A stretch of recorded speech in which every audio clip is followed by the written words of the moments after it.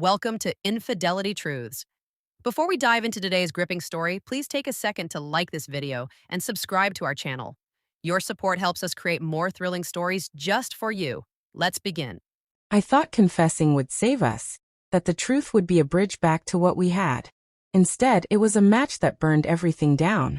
The story starts with hope, but it ends with a goodbye so sharp it still cuts. Stay with me until the end. You won't shake the final line that I never thought honesty could hurt more than the secrets I kept. When I finally sat across from Maya at our kitchen table and spilled everything, I believed it was the right move. I thought we could rebuild, even if it meant clawing through the wreckage first. I didn't expect what she did next. She slid a single key across the table, the one to our Brooklyn apartment, and told me to be out by morning. Let me back up. Before the quiet walk down our creaky staircase with a duffel bag slung over my shoulder, before I became a stranger in my own life, Maya and I had been together for 6 years. We met at a dive bar in Philly, her with her quick laugh and sharp wit, me with my dog-eared notebook and dreams of being a playwright. She was steady, a graphic designer with a knack for seeing beauty in the chaos. I was the dreamer, always chasing the next big idea, always one script away from making it. She grounded me, loved me in ways I didn't deserve. When she said yes to moving in together, I thought I'd won the lottery. But I wasn't ready for the weight of real life. We moved to New York, where she landed a solid gig at a design firm. I took odd jobs, bartending, tutoring, anything to keep me writing. But the city was relentless, and my scripts kept getting rejected. I felt like I was drowning in her shadow. Her success a mirror to my failures. I started fading, becoming a ghost in our shared life of late-night takeout and her sketches pinned to the fridge. Then came Riley. Riley was a director, all charisma and reckless energy, someone who saw my work and called it raw, untamed genius. We met at a theater workshop, and suddenly my nights were filled with coffee-fueled script revisions and his texts about art being worth the risk. It started innocently, notes on my play, drinks after rehearsals. Then it was stolen glances, then stolen nights. I told myself it was nothing serious, just a spark I needed to feel alive again. But every time I came home to Maya, her smile waiting like a promise, the guilt grew heavier. I was lying to the one person who'd always believed in me. That IT came to a head when Maya planned a weekend getaway to the Catskills. Just us, a cabin, no Wi-Fi, no distractions.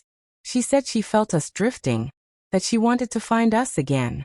Sitting by the wood stove, her hand in mine, I looked at her, really looked, and saw the woman who'd stayed up with me through every rejection, every doubt. The weight of my betrayal crushed me. So I told her. I confessed about Riley, the affair, the lies. I admitted I didn't know why I'd done it, only that I felt lost, like I was failing her, failing myself. My voice broke as I begged for forgiveness, tears streaming down my face. She didn't cry, didn't yell. She just sat there, staring at the flames, her face unreadable. Then she stood, walked to the bedroom, and closed the door.